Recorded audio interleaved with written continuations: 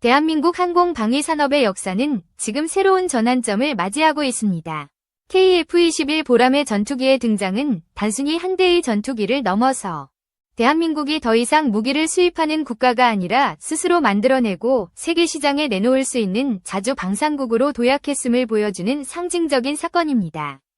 하지만 이 거대한 도약의 마지막 관문이자 가장 험난한 과제가 남아있으니 바로 전투기의 심장.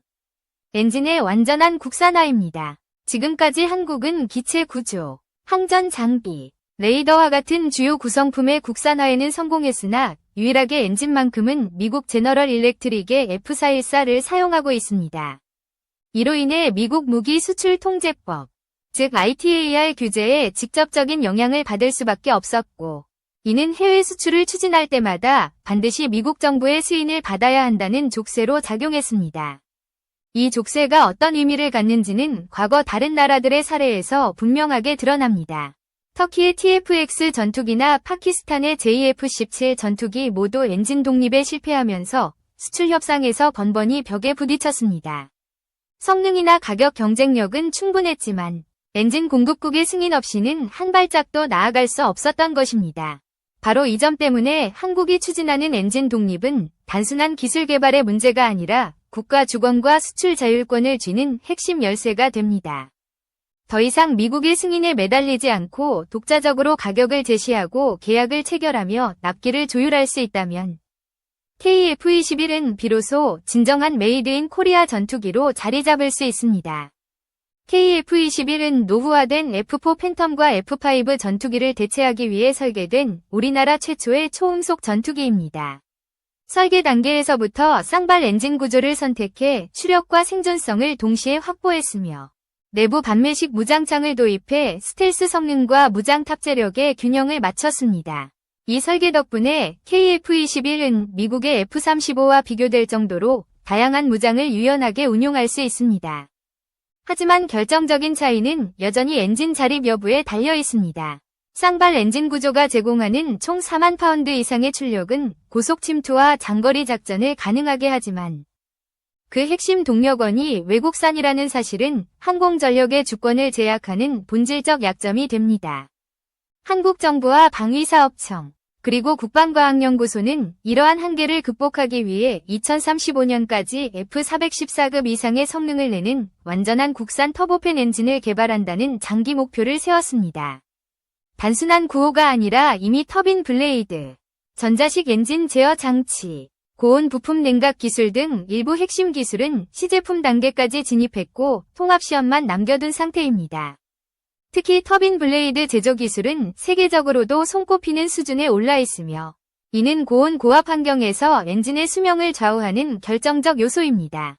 한국은 이 기반 위에 세라믹 열차폐 코팅, 첨단 냉각 채널 가공 등 고난도의 공정을 차근차근 쌓아 올리고 있습니다. 물론 반대의 목소리도 존재합니다. 수십 년간 실전에서 검증된 미국산 엔진을 두고 굳이 불확실성과 막대한 비용을 감수할 필요가 있느냐는 회의론입니다. 실제로 F414 엔진은 이미 전 세계 1600여 대의 전투기와 함재기에 장착되어 수많은 데이터를 축적해온 신뢰성 높은 장비입니다. 신뢰성이란 하루아침에 얻어지는 것이 아니라 수천 번의 시동 정지 시험, 수년간의 혹독한 환경 시험, 그리고 실전 데이터가 쌓여야 확보되는 영역이기에 새로운 엔진을 개발하는 길은 그만큼 위험 부담이 따릅니다. 그러나 한국이 처한 현실은 이제 과거와 다릅니다. 더 이상 해외 의존에 머무를 수 없고 완전한 기술 독립 없이는 글로벌 시장에서 경쟁력을 확보할 수 없는 프랑스의 라팔 전투기 개발 사례는 한국에 중요한 교훈을 줍니다. 프랑스는 초기에 미국산 16,000파운드급 엔진 도입을 검토했지만 끝내 자국산 스네크마 M88 엔진을 끝까지 밀어붙였습니다. 단기적인 최적화보다는 장기적인 자주성과 수출 경쟁력을 선택한 결정이었고 결과적으로 라팔은 지금도 프랑스 방산의 상징으로 자리 잡았습니다. 만약 한국이 반대파 주장대로 미국산 엔진 의존에 안주했다면 지금도 수출 승인권을 외국에 내어주며 종속적 위치에 머물렀을 것입니다. 하지만 한국은 그 길을 버리고 더 험난한 독자 개발의 길을 택했습니다. 이 도전이 성공한다면 KF-21은 단순한 4.5세대 전투기를 넘어 6세대 전투기로의 도약을 준비하는 발판이 될 것입니다. 현재 하나에어로스페이스는 영국 롤스로이스와 손잡고 전자식 엔진 제어 장치, 즉 FADC 시스템을 구축하는 데 성공했습니다. 이는 단순한 제어 장비가 아니라 엔진의 추력, 연료 공급, 온도, 회전 속도를 실시간으로 최적화해 전투기의 심장 박동을 조율하는 핵심 장치입니다. 반면 미국 지휘는 한국의 협력 요청을 거절했는데, 이는 국산 엔진 개발이 본격화될 경우 자신들의 공급망 입지가 위축될 것을 우려했기 때문이라는 해석이 나옵니다. 흥미로운 점은 영국의 태도입니다. 미국이 경계와 거절을 선택한 반면 영국은 적극적인 협력을 택하며 F터버너와 같은 핵심 기술까지 공유하고 있습니다.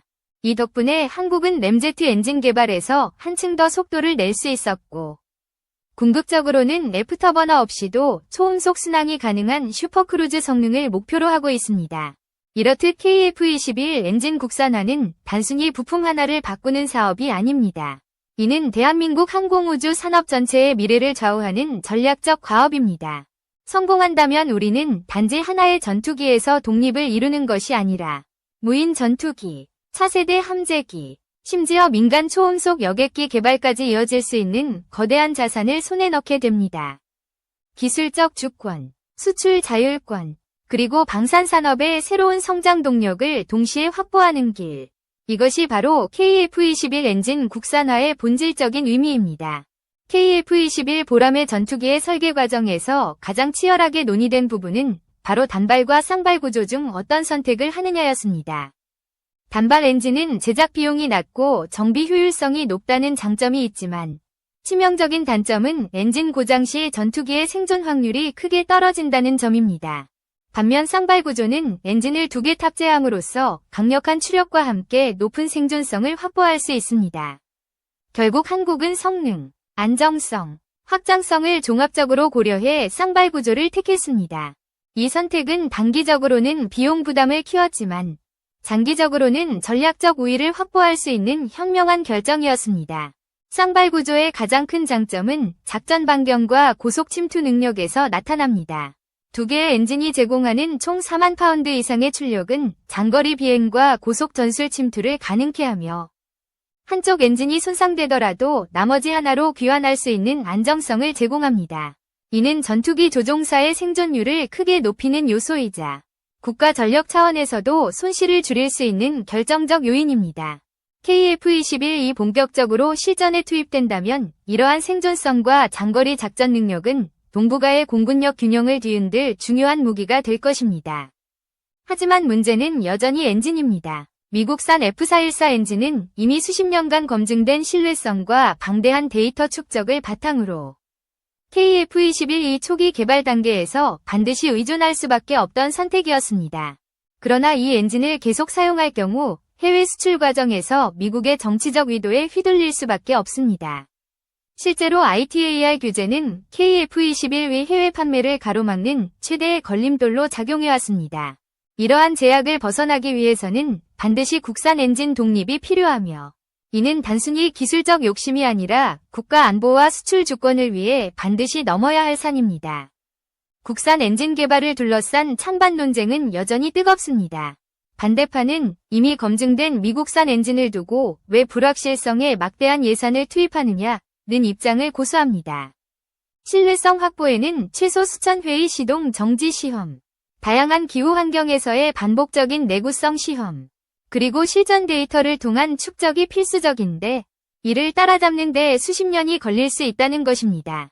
그러나 찬성파는 지금이야말로 엔진 국산화의 골든타임이라고 주장합니다. 이미 대한민국의 기술력은 과거와 비교할 수 없을 정도로 성장했으며 세계 최고 수준의 터빈 블레이드 제작 능력을 보유한 나라가 바로 한국입니다. 더 이상 주저할 이유가 없다는 것이죠. 유럽의 사례는 이러한 주장의 타당성을 보여줍니다. 유로파이터 타이푼 전투기에 장착된 EJ200 엔진은 미국산이 아님에도 불구하고 나토 전력의 핵심으로 자리 잡았습니다. 물론 짧은 수명과 높은 정비 비용이라는 약점은 있었지만 유럽 국가들은 기술 자립과 전략적 독립성을 위해 자국산 엔진을 고수했습니다. 프랑스 라팔 역시 마찬가지입니다. 미국산 엔진을 도입해 단기적인 편의를 취할 수도 있었지만 스네크마 M88을 끝까지 밀어붙여 기술 주권을 확보했습니다.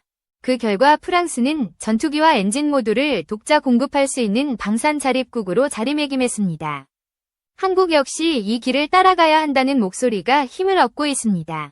현재 하나에어로스페이스는 영국 롤스로이스와 손잡고 FADC, 즉 전자식 엔진 제어 장치 개발에 성공했습니다. 이 장치는 단순히 엔진의 추력을 제어하는 수준을 넘어 연료 공급, 온도, 회전 속도를 실시간으로 조율하며 엔진 성능을 최적화하는 두뇌 역할을 합니다. 전투기의 생존성과 효율성에 직결되는 이 기술은 국산 엔진 개발의 핵심 토대 중 하나로 평가됩니다. 더 나아가 롤스로이스는 애프터버너와 같은 고난도 핵심 기술까지 지원하며 한국과의 협력을 확대하고 있습니다. 이는 단순한 협력 그 이상으로 영국이 한국의 기술 잠재력을 인정하고 있다는 의미이기도 합니다. 반면 미국 지휘는 한국의 협력 요청을 단호히 거절했습니다. 이는 표면적으로는 기술 이전 문제라고 하지만 그 이면에는 자국 엔진 시장이 위축될 수 있다는 우려가 깔려 있습니다. 만약 한국이 완전한 국산 엔진 개발에 성공한다면 미국산 F414 엔진의 수요는 크게 줄어들 수밖에 없고 이는 곧 미국의 영향력이 약화되는 결과를 초래합니다. 따라서 미국의 거절은 단순한 비즈니스가 아니라 전략적 선택이었습니다. 그러나 아이러니하게도 이러한 거절은 오히려 한국이 독자 노선을 더욱 굳히게 만들었습니다. 한국은 더 이상 미국의 승인에 매달리는 대신 자국 기술과 유럽의 협력을 바탕으로 독립의 길을 걷고 있습니다. KF-21 엔진 국산화의 궁극적인 목표는 단순한 F414 대체가 아닙니다. 출력, 내구성, 연비 효율성까지 종합적으로 개선된 차세대 엔진을 구현하는 것입니다. 하나에어로스페이스는 이미 기본 출력만 8,000파운드 이상, 애프터버너 사용 시 27,000파운드 이상을 목표로 하는 차세대 엔진 개발 계획을 공식화했습니다. 이는 허황된 수치가 아니라 한국이 확보한 고온 신소재와 터빈 기술, 그리고 축적된 연구 경험을 토대로 충분히 도전 가능한 목표입니다. 세계 최초로 1500도 이상의 고온을 견디는 신소재를 확보한 한국은 이제 1800도급 내열 신소재 개발까지 착수하며 글로벌 톱티어 기술력을 입증하고 있습니다. 국산 엔진이 완성된다면 KF-21뿐만 아니라 차세대 무인 전투기, 국산 수송기, 고등 훈련기, 개량형 전투기 등 다양한 플랫폼에도 적용할 수 있습니다. 이는 항공우주 산업 전반에 걸쳐 파급 효과를 일으킬 것이며 대한민국이 명실상부한 항공기술 자립국으로 도약하는 계기가 될 것입니다. 무엇보다 국산 엔진을 기반으로 한 수출 경쟁력은 지금까지와는 비교할 수 없는 수준으로 높아질 것입니다. ITAR 규제에서 자유로워지고 가격과 납기를 스스로 조정할 수 있으며 부품 공급망과 정비 체계까지 토털 솔루션을 제공할 수 있는 국가는 많지 않습니다. 한국은 그 소수 국가에 합류하려 하고 있습니다. 따라서 KF-21 엔진 국산화는 기술적 과제임과 동시에 정치, 경제, 외교적 승부수입니다. 실패한다면 우리는 다시 외국 위존의 굴레에 갇히겠지만 성공한다면 한국은 세계 전투기 시장의 게임 체인저로 떠오를 것입니다. 이제는 의심이 아니라 신뢰가 필요합니다. 우리 연구진과 산업계의 실력이 충분히 증명된 만큼 남은 것은 결단과 지속적인 투자뿐입니다. 이 도전은 결코 쉽지 않지만 불가능했던 과거의 한계를 넘어 이제는 현실로 만들어야 할 역사적 과업입니다. KF-21 엔진 국산화의 성공 여부는 단순히 기술적 자립을 넘어 대한민국 경제와 외교, 안보 전반에 엄청난 파급력을 미칠 것입니다. 지금까지 한국은 첨단 전투기를 개발했음에도 불구하고 미국산 엔진에 의존해야 했습니다. 이는 수출 협상 과정에서 치명적인 약점으로 작용했습니다. 아무리 성능이 뛰어나고 가격 경쟁력이 높아도 엔진 공급국의 승인 없이는 거래가 불가능했기 때문입니다. 그러나 국산 엔진이 장착된다면 상황은 완전히 달라집니다. 계약 협상에서 가격과 납기를 자율적으로 조정할 수 있고 정치적 변수로 인해 거래가 무산될 위험도 크게 줄어듭니다. 이것은 한국 방산 역사에 있어 가장 결정적인 전환점이 될 수 있습니다. 특히 중동 국가들의 반응은 이미 뜨겁습니다. 그 중심에는 사우디아라비아가 있습니다. 사우디는 과거 한국산 천궁 2유격 체계를 약 1조 원 규모로 구매하며 한국과의 국방협력을 본격화했습니다. 실제 운용 이후 높은 만족도를 표한 사우디는 이제 KF-21 전투기까지 도입하는 방안을 적극적으로 검토하고 있습니다.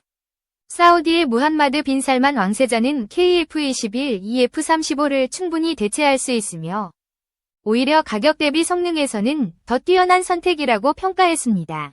그는 KF-21 블록 1에서 블록 3까지 단계별 성능 향상 계획에도 주목하며 장기적으로 300대 이상의 전투기를 도입할 가능성까지 내비쳤습니다. 이는 단순한 관심이 아니라 전략적 결단의 신호로 읽히고 있습니다. 만약 사우디가 실제로 대규모 수출 계약을 체결한다면 향후 10년간 한국 방산산업은 물론 국가 경제 전체에 막대한 수익과 일자리 창출 효과를 가져올 것입니다. KF-21 엔진 국산화가 완료된다면 이는 수출 경쟁력에 날개를 달아주는 효과와 같습니다. 한국은 단순히 기체만 파는 것이 아니라 엔진과 부품, 정비 체계까지 포함된 토털 솔루션을 제시할 수 있습니다. 이러한 패키지는 러시아나 유럽, 심지어 미국조차도 쉽게 제공하기 어려운 강점이며 한국 무기의 최대 매력으로 떠오르고 있습니다. 반대로 공동개발국 인도네시아는 완전히 다른 길을 걷고 있습니다. 분담금을 제대로 납부하지 않으면서 신뢰를 잃은 인도네시아는 최근 터키산 전투기 구매를 검토하는 등 사실상 KF-21 사업에서 멀어지고 있습니다. 이는 공동개발 파트너로서의 위치를 상실하는 것을 의미하며 장기적으로는 한국과의 방산협력에서 배제될 수밖에 없습니다. 그러나 이런 상황은 한국에게 오히려 기회로 작용할 수 있습니다. 인도네시아 대신 사우디아라비아와 같은 자금력과 정치적 영향력이 큰 국가가 KF-21의 주요 파트너로 합류한다면 한국은 글로벌 방산 시장에서 훨씬 더 유리한 위치를 차지할 수 있습니다. 사우디 외에도 태국, 폴란드, 말레이시아, 스페인 등 여러 국가들이 KF-21에 높은 관심을 보이고 있습니다.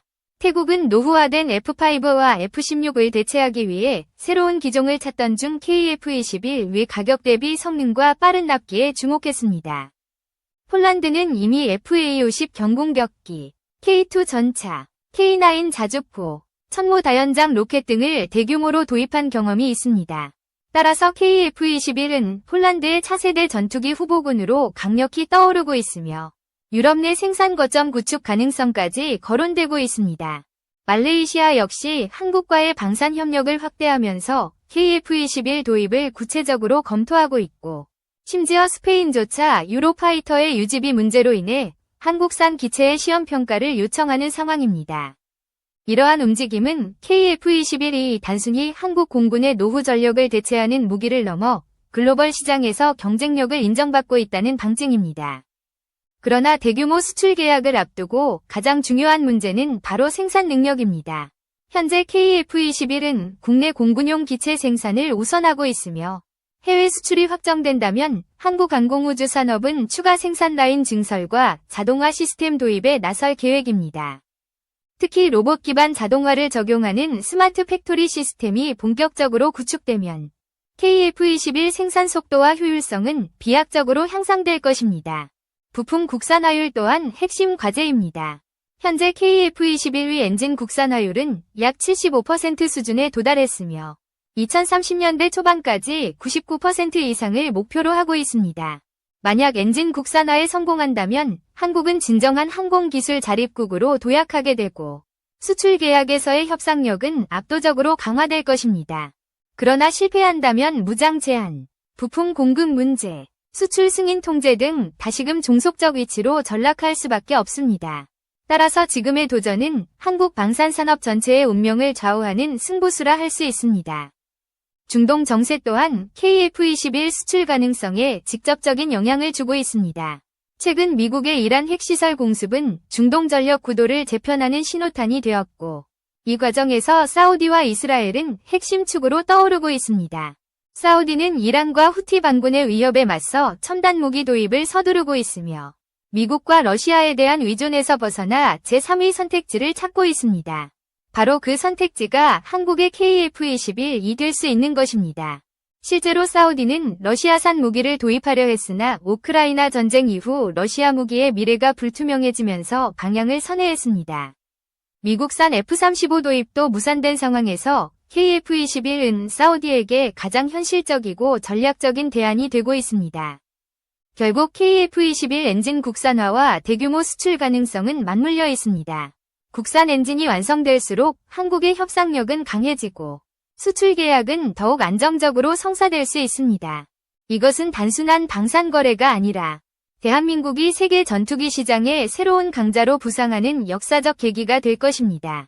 엔진 자립은 기술적 과제이자 동시에 한국이 방산 종속국에서 벗어나 자주 국방국으로 도약하는 마지막 열쇠입니다.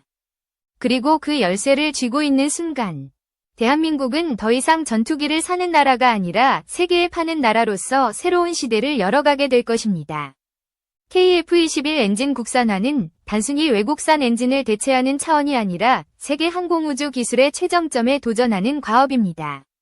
전투기 엔진은 고온 고압 환경을 견뎌야 하며 출력과 내구성, 연비 효율성까지 모두 충족해야 하는 복합 기술의 집약체입니다. 이 때문에 전 세계에서도 독자적인 전투기 엔진을 개발해 실전에 배치한 국가는 손에 꼽힐 정도입니다.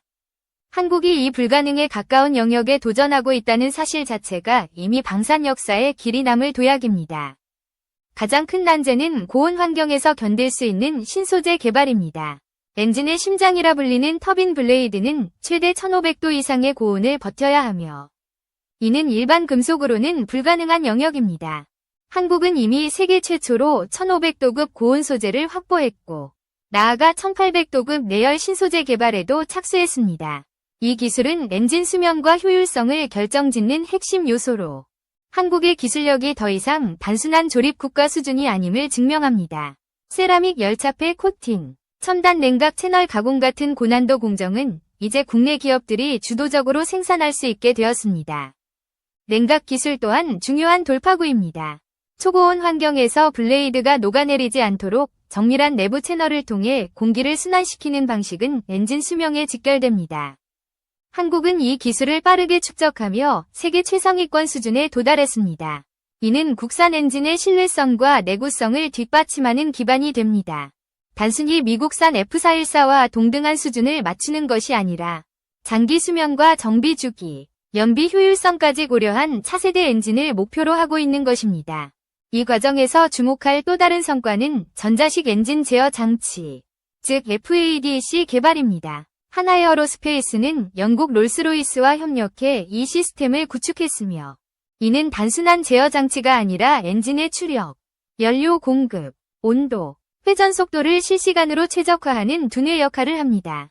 FADC 기술은 전투기 엔진의 안정성과 성능 향상에 있어 필수적인 요소로 국산 엔진 개발의 핵심 축이라 할 수 있습니다.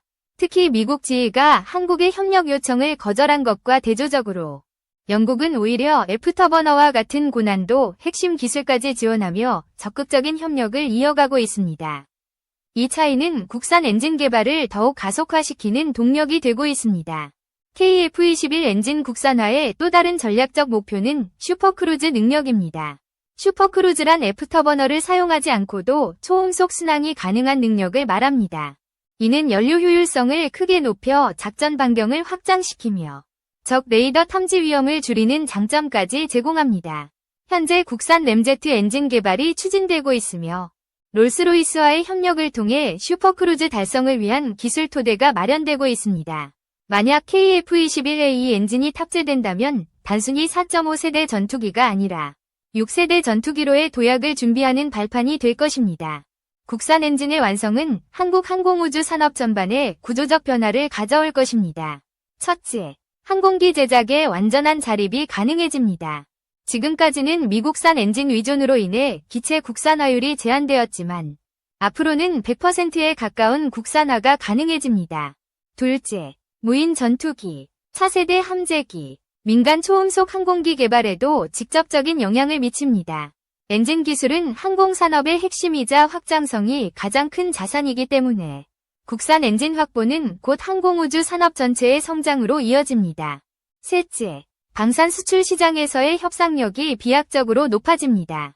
ITAR 규제에서 자유로워지고 가격과 납기를 스스로 조율할 수 있으며 부품 공급망과 정비 체계까지 포함된 토탈 패키지를 제공할 수 있는 국가는 손에 꼽힙니다. 한국은 바로 그 국가 대열에 합류할 준비를 하고 있습니다. 물론 도전의 길은 험난합니다. 전투기 엔진은 단순한 추진 장치가 아니라 조종사의 생명과 직결된 핵심 부품이기에 신뢰성이 절대적으로 중요합니다. 이 신뢰성은 하루아침에 쌓이지 않습니다. 수천 번의 지상 시험, 수년간의 혹독한 환경 시험, 그리고 실전 비행 데이터를 통해서만 얻을 수 있습니다. 따라서 한국은 앞으로 최소 2년 이상의 지상 및 공중 시험을 거쳐 엔진 신뢰성을 확보해야 합니다. 이 과정을 무사히 완주한다면 KF-21은 진정한 의미에서 한국형 전투기로 완성될 것입니다. 엔진 국산화는 결국 기술 독립과 수출 자율성, 그리고 항공우주 산업의 미래를 동시에 여는 열쇠입니다. 지금까지 한국은 기체를 설계하고 전자장비를 개발하며 무장을 국산화해 왔습니다. 이제 남은 마지막 퍼즐 조각이 바로 엔진입니다. 이 퍼즐이 완성되는 순간 대한민국은 전 세계가 주목하는 항공 강국으로 도약하게 될 것입니다. KF-21은 더 이상 시험용 시제가 아니라 한국의 기술력과 자주 국방의 상징이자 글로벌 시장에서 경쟁력을 갖춘 차세대 전투기로 자리매김할 것입니다.